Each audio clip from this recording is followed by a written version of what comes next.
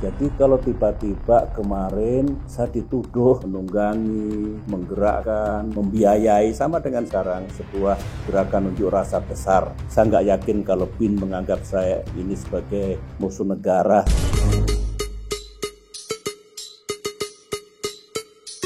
Seperti yang saya alami pada tahun 2016 dulu, saya dituduh, difitnah, menunggangi, menggerakkan, membiayai, sama dengan sekarang sebuah gerakan unjuk rasa besar waktu itu. Jadi kalau tiba-tiba kemarin saya dituduh seperti itu, tidak baik. Tidak baik kalau negeri kita makin subur fitnah, hoax, tuduhan-tuduhan tidak berdasar. Andai kata saya ini punya kemampuan menggerakkan gerakan massa yang begitu luas di tanah air kemarin, andai kata saya punya uang, dan tentu uangnya itu banyak, dengan menggerakkan aksi-aksi seperti itu, saya juga nggak punya niat, tidak terpikir untuk melakukan sesuatu yang menurut saya tidak tepat saya lakukan. Menfitnah itu kan sebenarnya menuduh seseorang, saya dalam hal ini, yang tidak mengandungi kebenaran. Saya menjadi korban.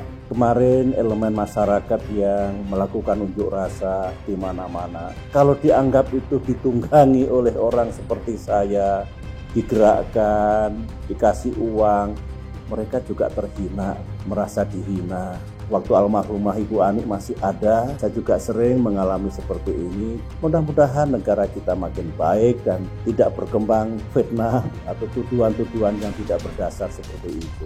Saya kok nggak yakin ya kalau Pak Erlangga, Pak Luhut, atau BIN yang dimaksud itu saya.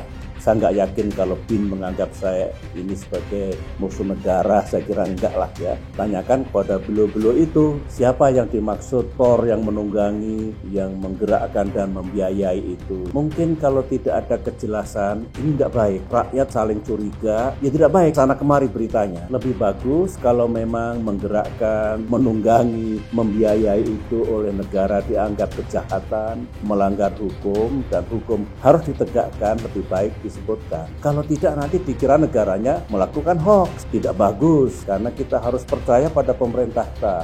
Nah kalau rakyat nanti dianggap ini kok main tuduh negara, pemerintah, menjadi tidak bagus. Yang paling bisa menjawab, yang paling bisa mengklarifikasi semuanya ini ya beliau-beliau. Beliau kalau ditanya oleh pers, oleh rakyat, mesti mau menjelaskan itu. Begitulah etika yang harus dimiliki oleh siapapun yang sedang mengemban amanah memimpin negeri ini.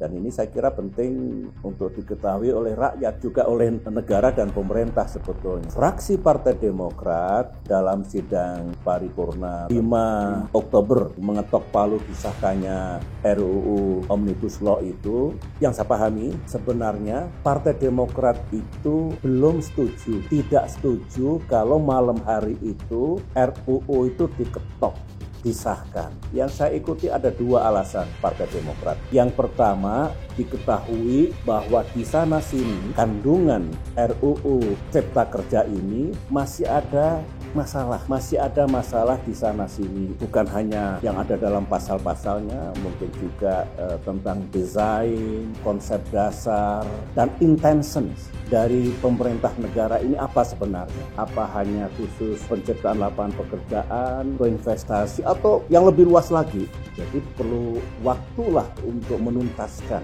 supaya clear. Kalau RUU masih ada masalah yang mungkin juga serius, disahkan, hampir pasti begitu dijalankan nanti menimbulkan masalah yang lebih besar, lebih luas lagi. Lebih bagus dituntaskan dulu. Nah yang kedua, alasan Partai Demokrat itu, Demokrat tahu bahwa penolakan terhadap RUU ini tinggi, bukan hanya dari pekerja atau buruh, dari civil society, dari pencinta lingkungan, dari masyarakat yang ada di daerah yang berkaitan dengan lahan pertanian, perkebunan, pertambangan. Nah Demokrat berpendapat kalau penolakan itu tinggi, begitu disahkan hampir pasti terjadi perlawanan. Mengapa tidak? Jangan dipaksakanlah, masih ada waktu, entah sebulan, 2 bulan, 3 bulan, sampai betul-betul bulat.